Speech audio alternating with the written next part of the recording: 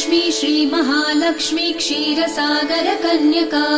उत्तिष्ठ हरिसम्प्रीते भक्तानां भाग्यदायिनी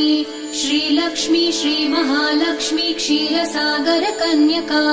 उत्तिष्ठ हरिसम्प्रीते भक्तानां भाग्यदायिनी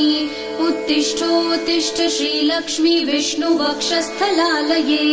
उत्तिष्ठ करुणापूर्णे लोकानां शुभदायिनी उत्तिष्ठोत्तिष्ठ श्रीलक्ष्मी विष्णुवक्षस्थलालये उत्तिष्ठ करुणापूर्णे लोकानां शुभदायिनी श्रीपद्ममध्यवसिते वरपद्मनेत्रे श्रीपद्महस्तचिरपूजित पद्मपादे श्रीपद्मजात जननी शुभपद्मवक्त्रे श्रीलक्ष्मी भक्तवरदे तव सुप्रभातम्।